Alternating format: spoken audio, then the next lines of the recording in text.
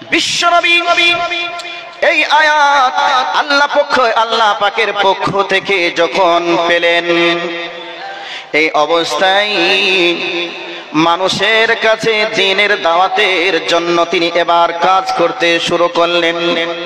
এরপরে শুধু তাই নয়, বিশ্বনবী আমার নিজের মেয়ে ফাতেমাকেও পর্যন্ত বলেছিলেন, ফাতেমা তুমি নিজেকে জাহান্নামের আগুন থেকে বাঁচানোর প্রস্তুতি গ্রহণ করো। এই করে করে আল্লাহর নবী দাওয়াত শুরু করে দিলেন। এক পর্যায়ে আল্লাহর নবী নিকটের মানুষগুলিকে কেন্দ্র করে, পাড়া প্রতিবেশীর মানুষকে কেন্দ্র করে এবার তিনি মক্কা একবারে মক্কা মুকাররমা কাবা শরীফের সামনে এক যেই দুইটি পাথরের নাম, আপনার পাহাড়ের নাম শুনেছেন, একটার নাম হলো সাফা আর একটার নাম হলো মারওয়া। আল্লাহর নবী তদানীন্তন সময়ের প্রথা রীতিনীতি অনুযায়ী একবারে সাফা পাহাড়ে উঠে এবার ডাক শুরু করে দিলেন, ইয়া সাবাহা ইয়া সাবাহা ইয়া সাবাহা। এটা হলো তদানীন্তন সময়ের বিপদ সংকেত। এবার এই অবস্থায় বিশ্বনবী আমার সাফা পাহাড়ে উঠে যখন এই ডাক শুরু করে দিলেন, মানুষজন তাড়াতাড়ি দ্রুত গতিতে সবাই যেন ওই পাহাড়ের পদদেশে উপস্থিত হয়ে গেল। যারা যেতে পারলো না, পৌঁছাতে পারলো না, তারা যেন আবার প্রতিনিধি পাঠিয়ে দিল, যাও কি হয়েছে একটু দেখে এসো, কি ঘটনা ঘটেছে একটু খবরটা নিয়ে এসো।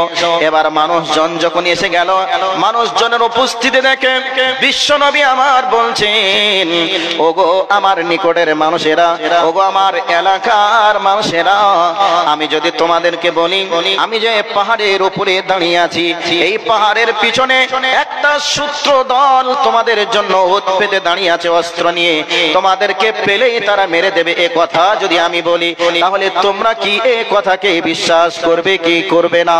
এই কথা যখনই বললেন, মক্কার উপস্থিত মানুষজন সকলে বলল, মুহাম্মদ তুমি জিন্দেগিতে কোনোদিন মিথ্যা কথা বলনি, মুহাম্মদ তুমি কোনোদিন ধোঁকাও দাওনি, মুহাম্মদ তুমি যে যদি এ কথা বলো আমরা নিঃসন্দেহে বিশ্বাস করব। আমাদেরকে ধ্বংস করার জন্য বা আক্রমণ করার জন্য একটা গ্রুপ অস্ত্র নিয়ে দাঁড়িয়ে আছে। বিশ্বনবী আমার তাদের স্বীকারোক্তির দিকে লক্ষ্য রেখে বুক ভরা ভালোবাসা নিয়ে এবার তিনি বললেন, ও আমার জনগণ তোমরা শোনো, এপারে দুনিয়া ওপারে আখিরাত, এক্ষুনি মারা যাবে, তোমরা আখিরাতে পদার্পণ করবে। অতএব তোমরা যে দেব দেবীর পূজা করো, যার তোমরা ইবাদত করো, এগুলি তোমাদের দেব দেবী নয়, এগুলি তোমাদের আল্লাহ নয়, আইনদাতা নয়, বিধানদাতা নয়, এগুলির ইবাদত করে তোমরা আল্লাহর কাছে সফল কাম হতে পারবে না। অতএব তোমরা এগুলিকে ছেড়ে দাও আর তোমরা বলো কুলু লা ইলাহা ইল্লাল্লাহ তুফলিহুন, তোমরা বলো লা ইলাহা ইল্লাল্লাহ, আল্লাহ ছাড়া সত্য কোনো ইলাহ নেই, আইনদাতা নেই, বিধানদাতা নেই, রিজিকদাতা নেই, এটা তোমরা বিশ্বাস করো, তাহলে তোমরা সফল কাম হয়ে যাবে, তোমরা পরিত্রাণ পেয়ে যাবে। এবার যেমনি একথা শুনলো, শোনার পরে সর্বপ্রথম যে ব্যক্তি মুখ খুলে কথা বলেছিল তার নাম হলো মিস্টার আবু লাহাব। আবু লাহাব বলেছিল, ও বেটা মুহাম্মদ তুমি কি আমাদেরকে এই কথা বলার জন্য তুমি আমাদেরকে এখানে উপস্থিত করেছো? তুমি কি জানো এর পরিণাম কি হবে? তুমি কি জানো এখানে শুধু তোমার বাপ চাচা নেই, তোমার বংশের মানুষই নেই, এখানে অনেক মানুষ আছে, অনেক ধর্মের মানুষ আছে, অনেক বংশের মানুষ আছে। অতএব সকলে তোমাকে কেউ বাপ চাচা ভাতিজা বলে তোমাকে রেহাই দেবে না। অতএব তোমার হাড় হাড্ডি পর্যন্ত পিস পিস করে দেবে, আলাদা করে দিবে।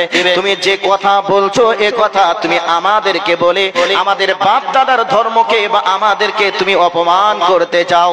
এই অবস্থা যখন শুরু হলো, বিশ্ব নবী আমার বললেন, চাচা যান আমি বাপ দাদার ধর্মকে কলঙ্কিত করতে চাই না, আমি কেবলমাত্র আপনাদেরকে জাহান্নামের আযাব থেকে বাঁচানোর জন্য এখানে উপস্থিত করেছি। এবার মানুষজন বলতে শুরু করলো, এতদিন আগে শুনতাম ইহুদিরা 3 আল্লাহ বিশ্বাস করে, খ্রিস্টানরা 3 আল্লাহ বিশ্বাস করে, আমরা তো 360 দেব দেবীকে বিশ্বাস করি, রব বলে মানি, অথচ আজকে বলছে এগুলি কেউ নয়, কেবলমাত্র এক আল্লাহ। অতএব এগুলিকে মানা যাবে না। মুহাম্মদ সাল্লাল্লাহু আলাইহি ওয়াসাল্লামকে ওপেন ঠেট দেওয়া হলো। এই অবস্থায় বলা হলো, মুহাম্মদ তোমাকে যদি কেউ মারে, তোমাকে যদি কেউ কাটে, আমরা তো তোমার জন্য পাশে দাঁড়িয়ে যুদ্ধ করতে পারবো না, পাশে দাঁড়াতে পারবো না। বিশ্ব নবী আমার সিংহের মতো গর্জন করে বললেন, চাচা, কে আমার পক্ষে যাবে, কে আমার বিপক্ষে যাবে, এটা দেখার নয়, এটা বোঝারও নয়। অতএব আমি সবাইকে জাহান্নামের আগুন থেকে বাঁচানোর জন্য এই জায়গায় উপস্থিত করেছি। এই অবস্থায় আল্লাহর নবীর সঙ্গে আবু লাহাবের তর্ক বিতর্ক শুরু হলো। এক পর্যায়ে আবু লাহাব বিশ্ব নবীর উপরে পাথরের আঘাত করলো, এরপরে বিশ্ব নবীকে অভিশাপ করলো। এবার ঘটনা কি ঘটে গেল এখানে আপনাদের ভাবনা চিন্তা হতে পারে। তাহলে জন্ম থেকে নিয়ে শুরু করে হয়তোবা বিশ্ব নবীর প্রতি আবু লাহাবের একটা শত্রুতা ছিল, রাগ ছিল, এই জন্য বিশ্ব নবীকে আবু লাহাব অপমান করেছিল, আবু লাহাব মেরেছিল, এটা ভাবনা চিন্তা হতে পারে। কিন্তু ঘটনাটা এমন নয়। ঘটনাটাকে আপনাকে একটু স্মরণ করিয়ে দেওয়ার জন্য বলছি। আল্লাহর নবী যখন জন্মগ্রহণ করেছিলেন তখন দুনিয়ার বুক থেকে পিতা আব্দুল্লাহ আগেই বিদায় নিয়েছিলেন। এবার মায়ের গর্ভে যখন ছিলেন সেই সময় আবু লাহাব খুব দুঃখ করত, টেনশন করত, আহারে আমার ভাই আবু লাহাব, আমার ভাই আব্দুল্লাহ দুনিয়া থেকে চলে গেছে, তার স্ত্রী আজকে গর্ভবতী অবস্থায় রয়েছে, অতএব না জানি কি সন্তান হবে, সেই সন্তানটা কোনোদিন আব্বাকে ডাকতে পাবে না, আব্বার আদর যত্ন থেকে বঞ্চিত হয়ে যাবে। এইরকম দ্বিধাদ্বন্দ্ব কাজ করত। এই করে করে বিশ্বনবী যখন এই পৃথিবীর বুকে জন্ম নিলেন, জন্মের খবরটা যে মেয়েটা দিয়েছিল তার নাম হলো সুয়াইবা। আর ওই সুয়াইবা আবু লাহাবকে এসে বলল, ও আবু লাহাব, আজকে তুমি এখানে বসে আছো, তুমি কি খোঁজ খবর সম্পর্কে জানো? তোমাদের বংশে আজকে নতুন একটা আলোর উদ্ভব হয়েছে। সেই আলোটা হলো তোমার ভাই, তোমার ভাইয়ের স্ত্রী আমিনা গর্ভবতী অবস্থায় ছিল, আজকে তোমার ভাইয়ের স্ত্রী আমিনার গর্ভ থেকে চাঁদের মতো সন্তান জন্মগ্রহণ করেছে। ঘটনা শোনার সাথে সাথে আবু লাহাব বলে দিল, ওই সুয়াইবা, তুমি আজকে আমাকে সর্বপ্রথম আমার ভাতিজা হওয়ার সংবাদটা তুমি দিয়েছ, তোমার মুখের কথা আমার কান শুনেছে, অতএব আমি তোমাকে খুশি হয়ে আজ থেকে আমি তোমাকে স্বাধীন করে দিলাম, তোমাকে পরাধীনতার শিকল থেকে আজকে তোমাকে আমি স্বাধীন জীবন যাপন করার সুযোগ দিয়ে দিলাম। তাহলে নবীজির জন্মতে কত খুশি হয়েছিল। এবার এখান থেকে যারা বেরিলি আছে তারা একটা দলিল নেই, দলিলটা কি? খুশি হয়ে বিশ্ব নবীর জন্মতে আবু লাহাব সুয়াইবাকে আজাদ করেছিল। শুধু তাই নয়, আল্লাহর নবীর জন্মকে কেন্দ্র করে মানুষজনকে মিষ্টান্ন দ্রব্য খাইয়েছিল। এই জন্য জিলাপি খোর যারা আছে তারা নবীর জন্মকে কেন্দ্র করে জিলাপি খাওয়ার ব্যবস্থা করে, ঈদে মিলাদুন নবী তারা পালন করে। কিন্তু আবু জাহেল তৌহিদবাদী ছিল না, আবু লাহাব ছিল একজন মুশরিক। তাহলে মুশরিক যেটা করবে সেটা কি কোনো তৌহিদবাদী মেনে নিতে পারে? এটা দলিল হতে পারে না, দলিল হিসাবে মেনে নেওয়া যায় না। এটা ঘটনা ছেড়ে দিলাম। এবার শুধু তাই নয়, বিশ্ব নবীর সঙ্গে আবু লাহাবের কত সম্পর্ক ভালো ছিল। বিশ্ব নবী নবী হওয়ার পরে, নবী হওয়ার পূর্বে বিশ্ব নবীর দুইটা মেয়ের সঙ্গে আবু লাহাবের দুইটা কন্যা, দুইটা পুত্রের বিবাহ দিয়ে নবীজিকে বিয়াই বানিয়েছিল। তবে কখন দুইটা মেয়ের সঙ্গে বিয়ে দেওয়া যায়? যখন দেখবে বিয়াই হিসাবে মানুষটা পারফেক্ট আছে, বিয়ান হিসাবে মেয়ের মা ঠিক আছে, বৌমা হিসাবে মেয়েকে আমি ভালো পেয়েছি, নিশ্চয়ই এই ব্যক্তির মেয়ে যেটা থাকবে এটাও ভালো হবে, তবেই তো দুইটা মেয়েকে বৌমা বানানোর দায়িত্ব নিবে। সম্মানিত হাজিরিন, এই অবস্থায় আবু লাহাবের দুইটা ছেলের সঙ্গে দুইটা মেয়ের সঙ্গে বিবাহ দিয়েছিলেন। তাহলে সম্পর্কটা কত মজবুত ছিল, ভালো ছিল। এবার সম্পর্কেই ফাটল ধরে গেল যখনই আল্লাহর নবী বললেন, কুলু লা ইলাহা ইল্লাল্লাহ তুফলিহুন, তোমরা এক আল্লাহকে মেনে নাও তাহলে তোমরা সফল কাম হবে। এই কথা বলার অপরাধে আল্লাহর নবীর সঙ্গে শত্রুতা তৈরি হয়ে গেল। বর্তমান সময়ে যেই আলেম যত হক কথা বলবে মানুষ তাকে নিয়ে তত সমালোচনা করবে। যেই আলেম চুপচাপ থাকবে সেই আলেমকে নিয়ে বলবে সত্যি আমাদের মৌলভী সাহেবটা অত্যন্ত ভালো। একজন আমাকে বলছে, মৌলভী সাহেব আমাদের মসজিদে একটা ইমাম এসেছে, এত ভালো ইমাম, ইমাম সাহেব জীবনে কোনোদিন কোনো মুসল্লির সঙ্গে তো তর্ক করেই না, আমাদের ইমাম এত ভালো, যদি কেউ দক্ষিণ দিকে মুখ করে নামাজ পড়ে তাও বলবে না বেটা দক্ষিণ দিকে মুখ করে নামাজ পড়ছো নামাজ হবে না, এ কথাও বলবে না, এত ভালো ইমাম। তাহলে এই ভালোর কি কোনো দাম আছে? এই ভালোর কি কোনো মূল্য আছে? এ আলেম নয়, এ পাকা জালেম। মানুষকে সন্তুষ্ট করে মাসের পর মাস বেতন নিয়ে সংসার চালানোর চেষ্টা করে আলেম, তাকে হকের পক্ষে কথা বলা লাগবে, বিদআত দেখলে কথা বলা লাগবে, শিরক দেখলে কথা বলা লাগবে, অন্যায় দেখলে প্রতিবাদ করা লাগবে। এটা আলেমের দায়িত্ব এবং কর্তব্য। বিশ্বনবীর সঙ্গে আবু লাহাবের সম্পর্ক, আবু জাহেলের সম্পর্ক অত্যন্ত ভালো ছিল। যতদিন পর্যন্ত দ্বীনের দাওয়াত দেয়নি ততদিন পর্যন্ত ভালো। যখনই দ্বীনের দাওয়াত শুরু হলো তাদের সঙ্গে শত্রুতা তৈরি হলো। এক পর্যায়ে ওই সাপা পাহাড়ের পাদদেশে বিশ্বনবীকে লোক সমাগমের উপস্থিতিতে বিশ্বনবীকে অপমান করলো, বিশ্বনবীকে গালি দিল, বিশ্বনবীকে আবু লাহাব পাথর দিয়ে মারলো। শুধু এখান থেকেই শেষ নয়, এবার ভালো করে আর একটু বলার চেষ্টা করছি, কান খাড়া করে কথাগুলিকে শোনার চেষ্টা করবেন। সম্মানিত উপস্থিতি, শেষ পর্যায়ে বিশ্বনবীকে অভিশাপ দিল, তুমি ধ্বংস হবে। এই কথাটা আমার আল্লাহর কাছে খুব খারাপ লেগেছে। আল্লাহ পাক নবীজির উপরে সূরা লাহাব অবতীর্ণ করে জানিয়ে দিলেন, আবু লাহাব আমার নবী মুহাম্মদ ধ্বংস হবে না, বরং ধ্বংস তুমি হবে। তুমি এক হাত দিয়ে পাথর দিয়ে মেরেছো, আজকে তোমার দুইটি হাতই নষ্ট হবে। এ কথা আল্লাহ ওহীর মাধ্যমে জানিয়ে দিলেন। সম্মানিত উপস্থিতি, এটাকে সাইডে রেখে আরেকটা জায়গায় চলে যাচ্ছি। আল্লাহর নবীকে মারলো, অপমান করলো, গালি দিল, এটাই যে শেষ তা নয়। এবার আবু লাহাব বাড়ির দিকে চললো, বাড়িতে ছেলেদের সামনে গিয়ে বক্তব্য শুরু করলো, হে আমার সন্তানেরা, আমাকে তোমরা যদি যোগ্য পিতা মনে করো, আর তোমরা যদি যোগ্য সন্তানের যোগ্য পিতা হয়েছে সন্তান হয়ে থাকো, যোগ্য পিতার যোগ্য সন্তান হয়ে থাকো, আমি তোমাদেরকে যোগ্য পিতা হিসেবে বলছি, এই মুহূর্তে মুহাম্মদের দুইটি কন্যাকে ডিভোর্স দিয়ে, গলা ধাক্কা দিয়ে এই মুহূর্তে বাড়ি থেকে বার করে দাও। আবু লাহাবের দুইটা ছেলে ডিভোর্স দিয়ে বার করে দিল। শেষ পর্যায়ে আল্লাহর নবীর দুইটা মেয়ে কান্না করতে করতে বাড়ির দিকে রওনা করলো। এদিকে বিশ্ব নবী আমার বাড়ির দিকে হাজির হলেন। চাঁদের মতো চেহারার সুন্দর মানুষ, ব্যথায় ব্যথিত হয়ে বুক ভরা আশা নিয়ে যাদেরকে জাহান্নামের আগুন থেকে বাঁচানোর চেষ্টা করেছিল, সেই মানুষগুলি নবীজিকে গালি দিয়ে অপমান করে চেহারাটা মলিন করে দিল। বাড়ির দিকে গিয়ে দেখছেন দুইটি মেয়ে আম্মা জান খাদিজা রাদিয়াল্লাহু তাআলা আনহার দুই কোলে মাথা রেখে অঝরে কান্না করছেন। বিশ্বনবী বাড়িতে ঢুকেই দেখছেন দুইটি মেয়ে কান্না করছেন। নবীজির টেনশনটা বেড়ে গেল। শেষ পর্যন্ত জিজ্ঞাসা করলেন, মা কি হয়েছে, কাঁদছো কেন? মেয়েগুলি তখন বলছে, আব্বু আমরা কেন কাঁদছি সেটা তো আলাদা একটা বিষয়, আপনাকে আবু লাহাব কি মেরেছে, গালি দিয়েছে, অপমান করেছে? নবীজি বলছেন, মা না তো। শেষ পর্যন্ত মেয়েগুলি বলছে, আব্বা আমাদের সঙ্গে যে ব্যবহার করেছে, তার ভাবমূর্তি যা দেখেছি, আপনাকে মেরেছে, গালি দিয়েছে, অপমান করেছে, এটা আমরা বুঝতে পেরেছি।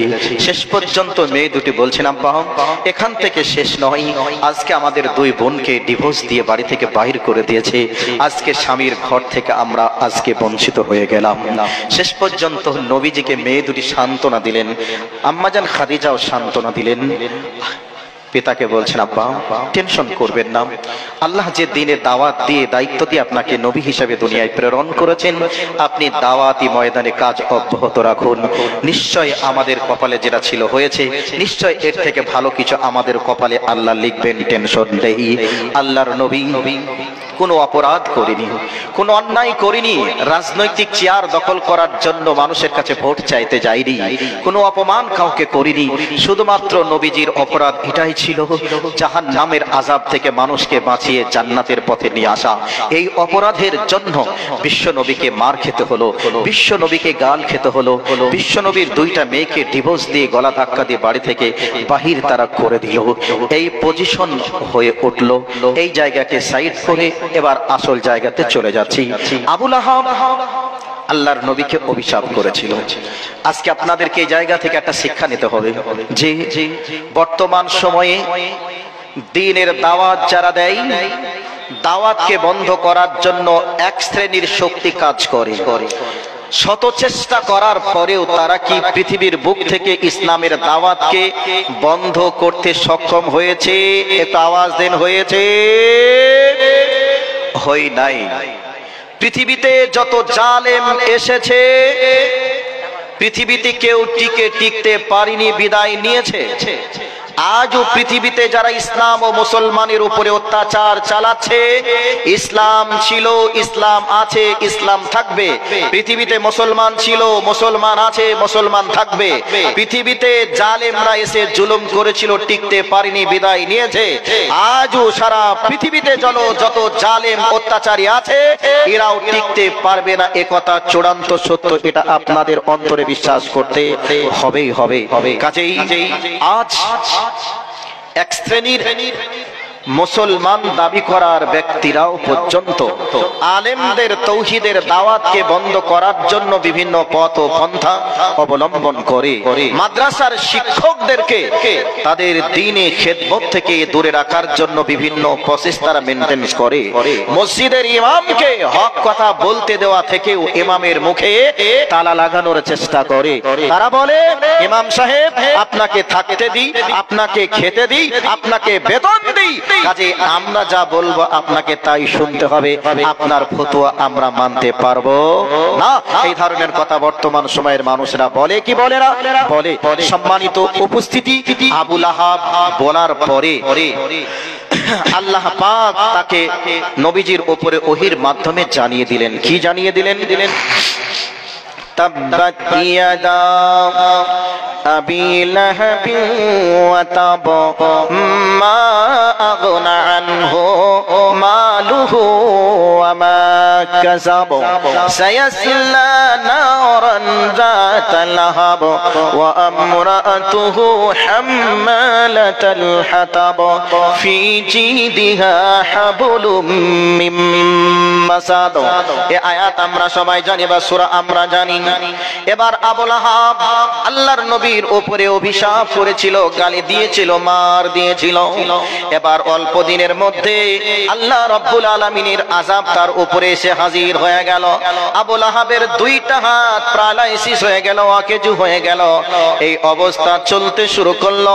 আমার আল্লাহ বলেন, আবু লাহাব তোমার সম্পদ তোমার কোনো উপকার করতে পারবে না। তোমার নেতৃত্বের পাওয়ার থাকার পরে তোমার পাওয়ার যেন কোনো কাজে লাগবে না। এবার কি ঘটনা ঘটে গেল? আবু লাহাবের দুইটি হাত যখন প্যারালাইসিস হয়ে গেল, এর অল্প দিনের মধ্যে তার শরীরের মাংসগুলি এবার পচতে শুরু হলো, পচন ক্রিয়া চালু হয়ে গেল। এই অবস্থায় তার মাংস পচতে শুরু করলো, হাত প্যারালাইসিস হয়ে গেল। ডাক্তারের কাছে গেল, ডাক্তার কোনো কাজে লাগাতে পারলো না। এক কথায় আল্লাহ বলছেন, মা আগনা আনহু মালুহু ওয়া মা কাসাব। আবু লাহাব তোমার সম্পদ তোমার কোনো কাজে আসবে না। এবার ধরে নেন আপনার লক্ষ লক্ষ টাকার আপনি মালিক, লক্ষ লক্ষ কোটি কোটি টাকার আপনি মালিক। আপনার শরীরে এমন একটা রোগ হয়েছে, ডাক্তার যেন আপনার সেবা শুশ্র করার চেষ্টা চালাচ্ছে। ডাক্তার শেষ পর্যায়ে বলে দিল, আপনার এই রোগের কোনো ট্রিটমেন্ট নেই। তাহলে তার টাকা থেকে কি কোনো লাভ হলো না? ঠিক তেমনি ভাবে আবু লাহাবের শরীরে যখন তার পচন ক্রিয়া শুরু হয়ে গেল, ডাক্তার দেখিয়ে কোনো উপকার করতে পারলো না। তার ডাক্তার কোনো সুস্থ করে তোলার জন্য কোনো পরিষেবা প্রয়োগ করতে পারলো না। এই করে করে তার দেহের মাংস যেন এত পচনের গন্ধ শুরু হলো। এই অবস্থায় তার জনগণের পাওয়ার থাকার পরে, জনবল থাকার পরে, নেতৃত্বের পাওয়ার থাকার পরে তাকে পরিষেবা করার জন্য, পরিচর্যা করার জন্য তার পাশে এসে বসবে, একটু তার গায়ে হাত বোলাবে, তার পাশে বসে সান্ত্বনা দিবে, এইরকম কোন মানুষ তার কাছে আসলো না। কি করে আসবে? তার শরীর থেকে মাংস পচা দুর্গন্ধ এত বেড়ে গেল, মানুষজন তো দূরের কথা, তার স্ত্রী উম্মে জামিল পর্যন্ত তার কাছে আসতে পারে নাই। এবার কি হয়ে গেল? অল্প দিনের মধ্যে ওই কুখ্যাত শয়তান সন্ত্রাসী আবু লাহাব অল্প দিনের মধ্যে দুনিয়া ছেড়ে বিদায় নিল। এবার তো বিদায় নিল, ওই মরা বডিটাকে জমিনের উপরে পুঁততে হবে, কুকুরের মতো করে ঢেকে দিতে হবে। এইরকম করার মতো মানুষটাও যেন আর থাকলো না। এই অবস্থায় কি হলো সম্মানিত উপস্থিতি, এই অবস্থায় কি হলো, এবার মানুষজন তাকে পরিষেবা করবে কি করে? গন্ধের কারণে পরিষেবা করতে পারলো না, মরে গেল। মাটিতে ঢেকে দিবে, মাটিতে ঢাকার মতো কোনো পজিশন তৈরি করতে পারলো না।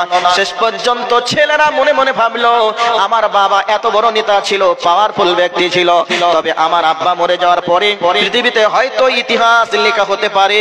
এই অবস্থায় আমার পিতার জন্য যুগ যুগ ধরে ইতিহাসের পাতায় লেখা থাকবে যে এত বড় কুখ্যাত ব্যক্তি ছিল, তার মাটি পর্যন্ত হয়নি, শেষ সমাধান শেষ সমাধি পর্যন্ত হয়নি।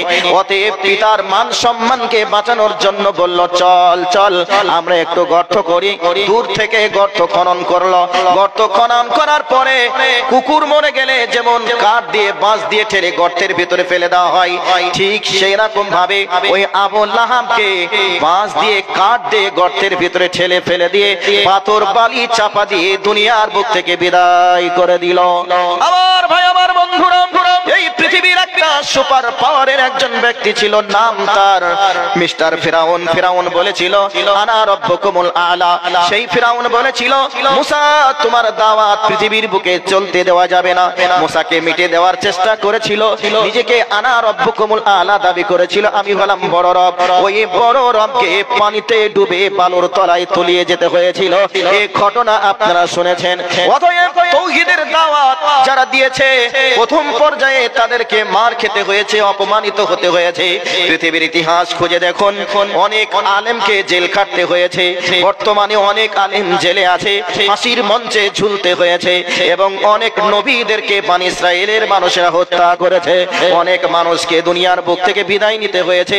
বিনিময়ে এই পৃথিবীর বুকে এসেছে ইসলাম। ইসলাম এমনি এমনি আসে নাই, ইসলাম আসার পিছনে লক্ষ লক্ষ প্রাণকে উৎসর্গ করতে হয়েছে। আজকে মুসলমান হিসাবে পরিচয় দেওয়ার জন্য উত্তর প্রদেশের মাটিতে যোগী আদিত্যনাথের রাজ্যে কত রকমের অত্যাচার চলছে, কত রকমের নির্যাতন চলছে। তারা যত নির্যাতন চালাচ্ছে, ততই যেন ইসলামের মান মর্যাদা পথ পথ করে আকাশের দিকে উঠছে। এরপরে তাদের নির্যাতনের ভয়ে একজন ব্যক্তি বলেছে যে আমি আজ থেকে মুসলমান থাকলাম না, ইসলাম ধর্ম ত্যাগ করে আমি আজ থেকে অমুসলিম ধর্ম গ্রহণ করলাম। এইরকম কি একটা ব্যক্তিকে কেউ দেখাতে পারবে না? তাহলে বলুন, দক্ষিণ কোরিয়ার কয়েকদিন আগে, 1 থেকে 1.5 মাস আগে, বড় বড় শিক্ষিত হায়ার এডুকেটেড পার্সন যারা, তারা কোরআনের ভুল ধরার জন্য গবেষণা করলো। গবেষণা করার পরে কোরআন তাদেরকে ভুল ধরিয়ে দিয়ে একই সঙ্গে 27 জন বড় বড় হায়ার এডুকেটেড যারা ছিল, তারা ইসলাম কবুল করে ইসলামের সুশীতল ছায়ার তলে আশ্রয় নেওয়ার সুযোগ পেল। আমার ভাই, আমার বন্ধুরা, আজকে আমরা মুসলমান ঘরের সন্তান হওয়ার পরে আমরা দিনকে বোঝার চেষ্টা করলাম না, ইসলামকে জানার চেষ্টা করলাম না। অথচ কোটি কোটি মানুষ আজকে ইসলামকে কবুল করে, আজকে তারা ইসলাম ধর্মকে গ্রহণ করে ইসলামের সুশীতল ছায়ার তলে আশ্রয় নিয়ে নিজেদের জীবনকে ধন্য মন করার চেষ্টা করলো। এবার আপনাদেরকে বলতে চাই, আমাদের মতো মানুষের কাছে ইসলামকে প্রতিষ্ঠিত, ইসলামকে পৌঁছে দেওয়ার জন্য কোটি কোটি প্রাণকে উৎসর্গ করতে হয়েছে। হাজার হাজার মানুষকে বাধা বিঘ্নর সম্মুখীন হতে হয়েছে। এরপরে আমাদের কাছে এসেছে ইসলাম। একটা দৃষ্টান্তর স্বরূপ ঘটনা আপনাকে বলি। আল্লাহর নবী কোন একটা যুদ্ধে যাওয়ার জন্য প্রস্তুতি গ্রহণ করছেন। এক পর্যায়ে একজন মহিলা আল্লাহর নবীকে বলছেন, নবী গো, আপনি কি যুদ্ধের ময়দানে যাচ্ছেন? নবীজি বলছেন, হ্যাঁ। এই অবস্থায় ওই মেয়েটা আল্লাহর নবীকে বলছেন, ইয়া রাসূলুল্লাহ, আমার স্বামী যুদ্ধের ময়দানে গিয়ে শহীদ হয়ে গেছেন। নবী গো, আমি একটা মহিলা মানুষ, আমি তো যুদ্ধের ময়দানে সেরকম যেতে পারবো না, তবে আমার কাছে দেওয়ার মতো কিছু নেই। ইয়া রাসূলুল্লাহ, আমার 6 মাসের কলিজা নয়নের পুতলি সন্তানটা আছে, আপনি যুদ্ধের ময়দানে নিয়ে যান। এই অবস্থায় নবীজি বলছেন, মা, সন্তানকে যুদ্ধ করা ময়দানে নিয়ে গিয়ে আদর করে চুমা দিয়ে তাকে কি খেলনা দেওয়া যাবে?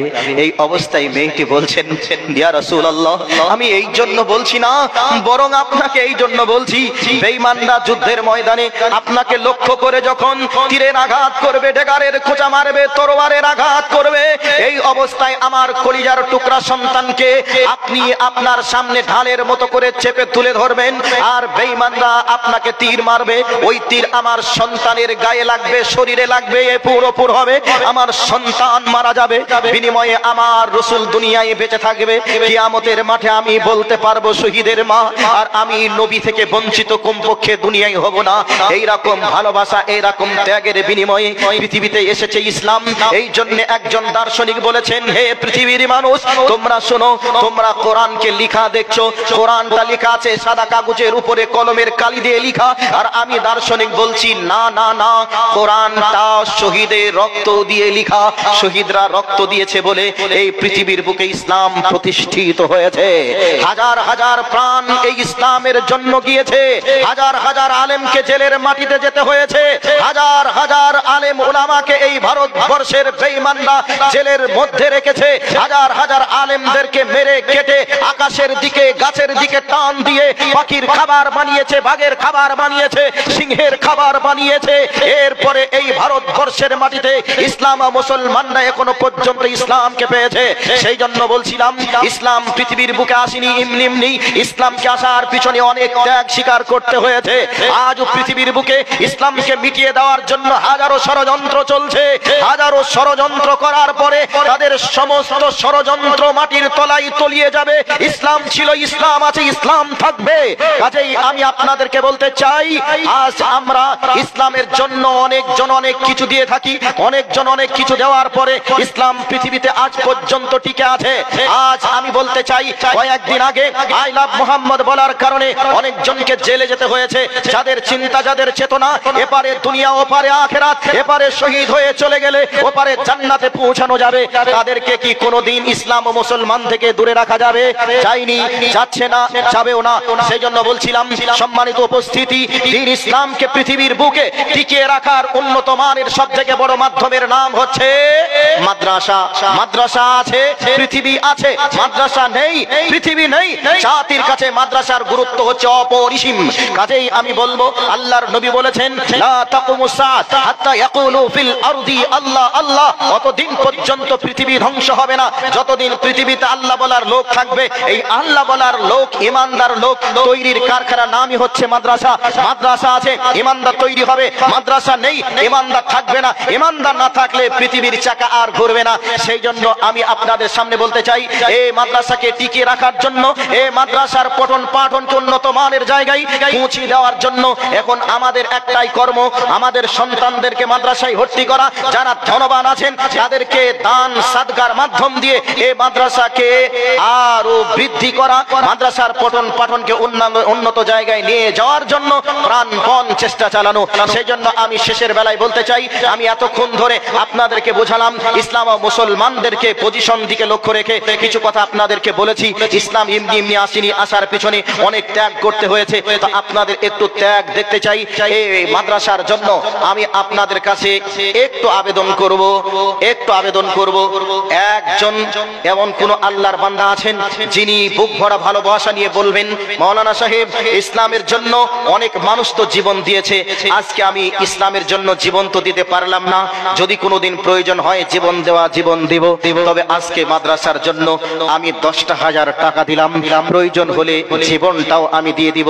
আল্লাহ যে জায়গায় বলেছেন, আগে মালের কথা বলেছেন, তারপরে জানের কথা বলেছেন। ইসলামের জন্য আগে মাল দাও, তারপরে জান দাও। এমনও পজিশন হতে পারে সেই দিন আমাদের জীবনটাকে দিতে হতে পারে। এখন একজন কেউ কে আছেন যিনি বলবেন, আমি 10,000 টাকা এই মাদ্রাসার জন্য দিব? একবার নারে তাকবীর আওয়াজ দিই, সিংহের মতো গর্জন দিয়ে বলবেন, আমি দেওয়ার জন্য প্রস্তুত আছি।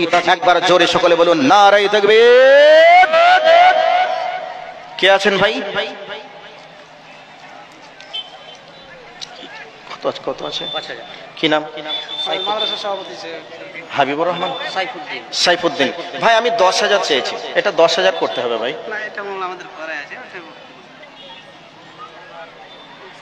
যাই হোক, জেনারা চালাচ্ছেন মাদ্রাসা, তেনারে যদি সাপোর্ট করেন ওটাই বিল পাস করা আছে, আর কিছু বলেন, আমার তার কিছু করার নেই। তবে আমি 10,000 চেয়েছিলাম, তো 5,000 এসেছে আলহামদুলিল্লাহ। তবে 10,000 দেওয়ার লোক আছে, কেউ কে আছেন 10,000 টাকা দেওয়ার মতো একজন? তার জন্য আমি মুসাফির হালাতে রয়েছি, দোয়া দিয়ে বিদায় নিব। সাইফুদ্দিন ভাই 5,000 টাকা, আপনি এনামুল ভাই 2,000 টাকা। আচ্ছা, আমি 2,000 5,000-এর গল্পটা একটু পরে আসবো, সিরিয়ালে একটু পরে আসবো। একজন কে আছেন আল্লাহর বান্দা মার্দে মুজাহিদ, তিনি বলবেন আমি 10,000 টাকা দিব, 10,000 তিনি বলবেন, আমি তার জন্য দোয়া দিব। ইনশাআল্লাহ এ টাকা আপনি এমন একটা দিনে পেয়ে যাবেন যেই দিন দুনিয়ার কোনো কিছুই আপনাকে পরিচয় দিবে না, কোনো জিনিস আপনি পাবেন না। সেই দিনে আপনার এই দান আপনাকে খুঁজে বার করে জান্নাতের রাস্তায় নিয়ে যাবে। সেই দিনের জন্য একজনকে দেখতে চাই যিনি 10,000 টাকা দিবেন। সাইফুদ্দিন ভাই আমার 5,000 টাকা দিয়েছেন, ইনামুল ভাই 2,000 টাকা দিয়েছেন। মাশাআল্লাহ, জাযাকাল্লাহ খাইরান জাযা ফিদ দুনিয়া ওয়াল আখিরা। আল্লাহুম্মা সাল্লি আলাইহি, আল্লাহুম্মা বারিক আলাইহি।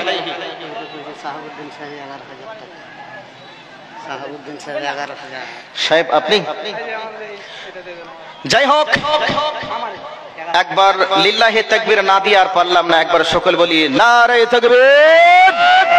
আমাদের সমাজসেবী, আমাদের সম্মানিত ব্যক্তি শাহাবুদ্দিন সাহেব চেয়েছিলাম 10,000, উনি বলছেন না 10,000 নয় 11,000, তো উনি 11,000 টাকা দিয়েছেন। আল্লাহ ওনার সেবাকে তুমি দ্বীনের জন্য কবুল করো, সকলে বলি আমিন। আল্লাহ ওনার শরীরকে তুমি সুস্থ রাখো, আত্মীয় স্বজন যারা তোমার কাছে চলে গেছে জানি না কি অবস্থায় আছে, আল্লাহ তাদের কবরটা তুমি জান্নাতের বাগান বানিয়ে দাও। আল্লাহ ওনার ব্যবসা বিজনেসকে তুমি উন্নতি দান করো, বাড়ির সবাইকে তুমি নামাজি বানিয়ে দাও, বলি আমিন। মাদ্রাসার সেক্রেটারি সাহেব শফিকুল ইসলাম, মাদ্রাসার সেক্রেটারি সাহেব শফিকুল ইসলাম, নারে তাকবীর, 10,000 টাকা দিয়েছেন। মাশাআল্লাহ, জাযাকাল্লাহ খাইরান জাযা ফিদ দুনিয়া ওয়াল আখিরা। আল্লাহুম্মা সাল্লি আলাইহি, আল্লাহুম্মা বারিক আলাইহি। কে দিল? আপনি। এটা 2,000 করে 5,000 করেন, একটু পরে দিয়ে দেবেন। নারে তাকবীর। কি নাম? কারি নুরুল ইসলাম। মানুষেরা বলে আলেমরা দান করে না, তা আলেমরা দান করার পজিশন যার আছে আলেমরা নিশ্চিত দান করবে। বেতন তো 6,000, খরচ যায় 9,000, কি করে দান করবে? তারপরেও যে উনি দান করেছেন 5,000, 3,000 টাকা নগদ, 2,000 টাকা বাকি। নারে তাকবীর। আল্লাহ তোমার বান্দার দানকে তুমি কবুল করো, তার ইনকামে বারাকা দান করো। আত্মীয় স্বজন যারা চলে গেছে তোমার কাছে, আল্লাহ তাদের কবরটা তুমি জান্নাতের বাগান বানিয়ে দাও। আয় আল্লাহ, আসমানি বালা জমিনি বালা থেকে তুমি হেফাজত করো। আল্লাহ দ্বীনের খেদমত গুলিকে তুমি দ্বীনের জন্য কবুল করো, কিয়ামতের ময়দানে তুমি নাজাতের ওসিলা বানিয়ে দিও। আমিন, আল্লাহুম্মা আমিন। জাযাকাল্লাহ খাইরান জাযা ফিদ দুনিয়া ওয়াল আখিরা। আল্লাহুম্মা সাল্লি আলাইহি, আল্লাহুম্মা বারিক আলাইহি। ভাইয়া, আমার টাইম আর মাত্র 1.5 থেকে 2 মিনিট আছে, একবারে কাটাই 8:30 বেজে গেলেই আমি ছেড়ে দিব, আর মাত্র 1 মিনিট আছে। 1 মিনিটের মধ্যে আল্লাহর যারা বান্দা আছেন তাদের কাছে বলবো 10 জন একটা করে 1,000 টাকা, 10 জন একটা করে 1,000 টাকা দেনেওয়ালা। একটু সামনে যে সমস্ত যুবক ভাইরা আছেন একটু উঠে দাঁড়ান তো ভাই, যে তারা একটু কমপক্ষে বলুন, মাওলানা আজকে ইতিহাস শুনলাম, ইসলামের জন্য অনেক মানুষ জীবন দিয়েছে, তার মধ্যে আমরা তো জীবন দিতে পারছি না, প্রয়োজন হলে জীবন দিব, তো 1,000 পকেটে ছিল দিলাম। এই নিয়াতে একজন সর্বপ্রথম উঠুন তো ভাই, 1,000 টাকা দেওয়ার জন্য 10 জনের কাছে চেয়েছি, মাত্র 10,000 টাকা 1,000 করে আসবে ইনশাআল্লাহ। একবারে নারায়ে তাকবীর দিয়ে শয়তানকে তাড়িয়ে দিয়ে ইমানদারদেরকে একটা করে 1,000 টাকা দেওয়ার আমরা সুযোগ করে দিই। সকলে বলেন নারায়ে তাকবীর। কে আছেন ভাই? 1,000 টাকা সর্বপ্রথম একজন যুবক আসুন তো ভাই, একজন 1,000 টাকা ইনশাআল্লাহ 9 জন পর পর আসবে, এটা আমার বিশ্বাস আছে। যাই হোক, আমার টাইমও শেষ হয়ে গেছে, বক্তা এসেও গেছে। আমি যেটা চাইলাম হয়তো আমি পূরণ করতে পারলাম না। আমার স্নেহের ভাই ইমদাদ হক রহমানী সাহেব, উনি এই দায়িত্বটা উনি পালন করবেন। আমি এখান থেকে সমাপনী দিচ্ছি। ওয়া আখির দাওয়ানা আলহামদুলিল্লাহি রাব্বিল আলামিন। ওয়াসসালামু আলাইকুম ওয়া রাহমাতুল্লাহি ওয়া বারাকাতুহু।